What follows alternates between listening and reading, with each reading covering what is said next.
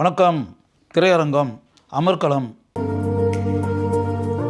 1999 திரைக்கு வந்த இந்த படம் மீண்டும் 4K ஃபார்மேட்டில் திரைக்கு கொண்டு வரப்பட்டிருக்கிறது. வெங்கடேஸ்வராலயம் என்ற பட நிறுவனம் தயாரித்த இந்த திரைப்படத்தை இயக்கியவர் சரண். இந்த திரைப்படத்தினுடைய கதாநாயகன் அஜித் குமார். வாசு என்ற கதாபாத்திரத்தில் அஜித் வர்றாரு. பல வன்முறை சம்பவங்களில் ஈடுபடக்கூடிய கதாபாத்திரம் அது. அவர் தங்கியிருக்கிறது மேற்கு மாம்பலத்தில் இருக்கக்கூடிய சீனிவாசா திரையரங்கம். அந்த திரையரங்கத்தின் உரிமையாளர் வினு சக்கரவர்த்தி. அந்த திரையரங்கத்தில் அஜித்துடன் தங்கியிருக்கக்கூடிய வேறு 2 நபர்கள், திலக் என்ற கதாபாத்திரத்தில் வரக்கூடிய தாமு, மணி என்ற கதாபாத்திரத்தில் வரக்கூடிய வையாபுரி. அந்த திரையரங்கம் இருக்கக்கூடிய பகுதியிலேயே வாழக்கூடிய பெண் ஷாலினி. அவர் ஏற்று நடித்திருக்கக்கூடிய கதாபாத்திரத்தினுடைய பெயர் மோகனா. ஷாலினியுடைய ஃபேமிலி ஃபுல்லாகவே காவல்துறையில் பணியாற்றக்கூடியவர்கள். அவங்க ஷாலினியுடைய அப்பா நாசர், அவர் காவல்துறை அதிகாரி. அவங்களுடைய சித்தப்பா பூவலங்கு மோகன், அவர் காவல்துறை அதிகாரி. அவங்க மாமா, அவரும் காவல்துறை அதிகாரி. முழுக்க முழுக்க போலீஸ் ஃபேமிலி. இதற்கிடையே துளசிதாஸ் அப்படின்ற ஒரு கதாபாத்திரம் ரகுவரன். அவர் வெளியூரிலிருந்து இங்கே வர்றாரு.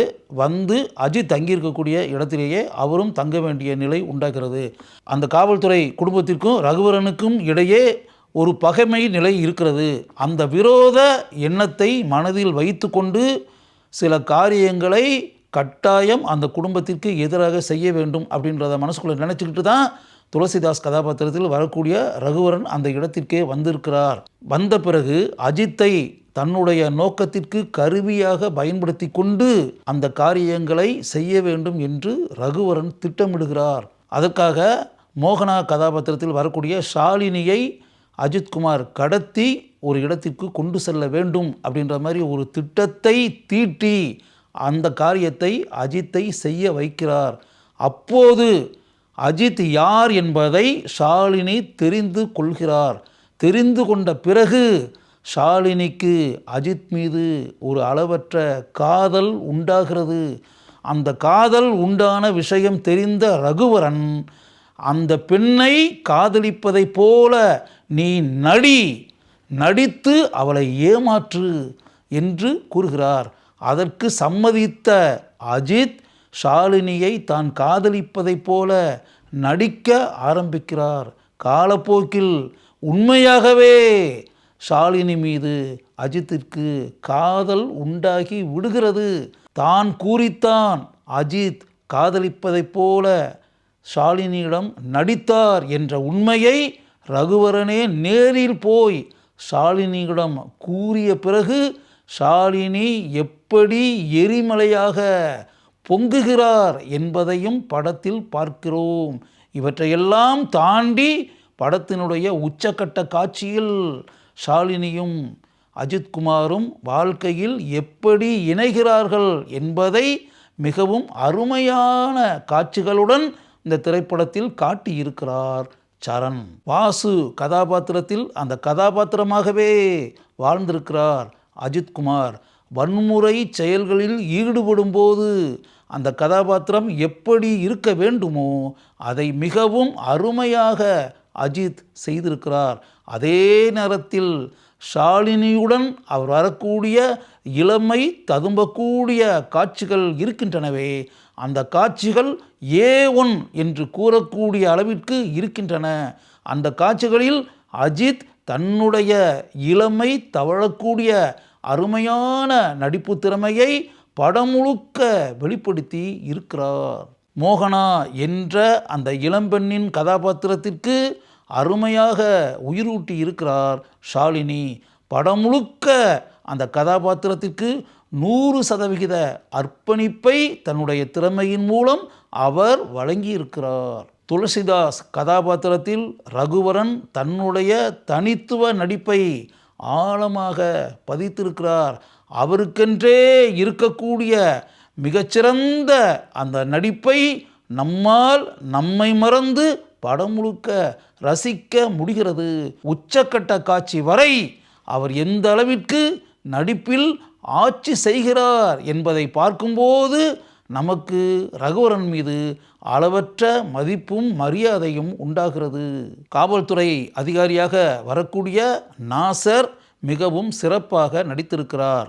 அவருடைய தம்பியாக வரக்கூடிய பூவிலங்கு மோகன் தான் ஏற்று நடிக்கக்கூடிய கதாபாத்திரத்திற்கு எந்த அளவிற்கு தன்னுடைய திறமையை செலுத்த வேண்டுமோ அதை அவர் நன்கு செய்திருக்கிறார். கங்கா என்ற கதாபாத்திரத்தில் சில காட்சிகளே வந்தாலும் ராதிகா தான் வரக்கூடிய காட்சிகளில் அழுத்தமான முத்திரையை பதித்திருக்கிறார். அவர் ஏற்று நடித்திருக்கக்கூடிய கதாபாத்திரம் படத்தில் மிகவும் முக்கிய பங்கு வகிக்கக்கூடியது. சிங்கம் புலி என்ற கதாபாத்திரத்தில் ரமேஷ் கண்ணா நடித்திருக்கிறார்.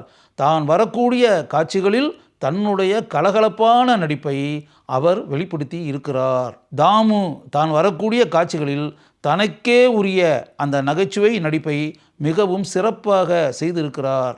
வையாபுரி தான் வரக்கூடிய காட்சிகளில் தன்னுடைய தனித்துவ நடிப்பை நன்கு வெளிப்படுத்தி நம்முடைய மனங்களில் ஆழமான இடத்தை பிடிக்கிறார். திரையரங்கு உரிமையாளரான ஆறுமுகம் கதாபாத்திரத்தில் வினு சக்கரவர்த்தி நடித்திருக்கிறார்.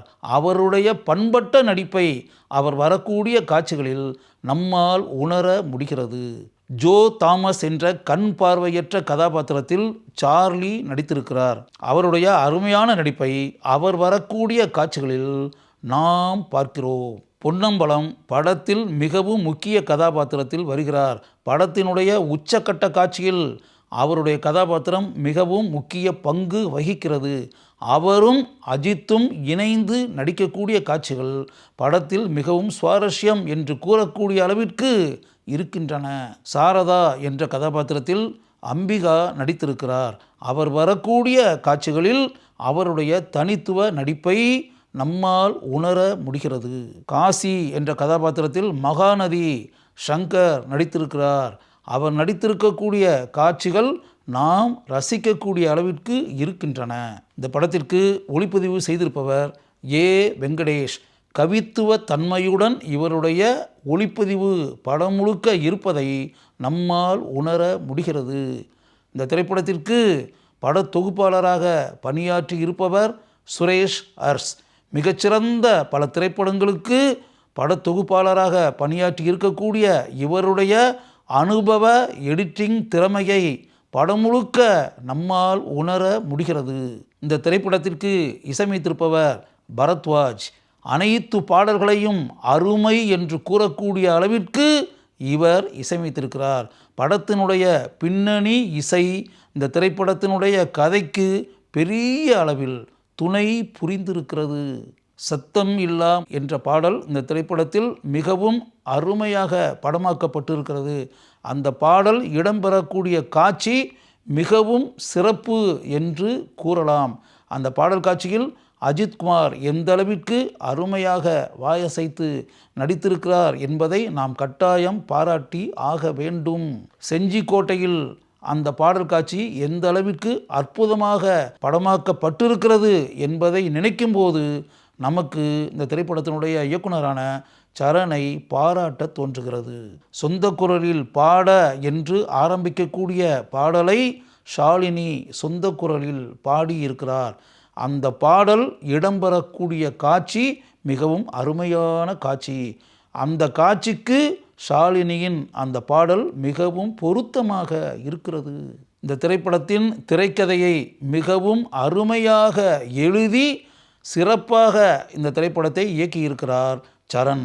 வன்முறை சம்பவங்கள் ஏராளமாக நிறைந்திருக்கக்கூடிய இந்த திரைப்படத்தை ஒரு கவித்துவத்தன்மை கொண்ட காதல் கதையை கொண்ட திரைப்படமாக சரண் இயக்கியிருக்கிறார். இப்படிப்பட்ட முயற்சியை செய்ததற்காகவே நான் தனிப்பட்ட முறையில் சரணை பாராட்டுகிறேன்.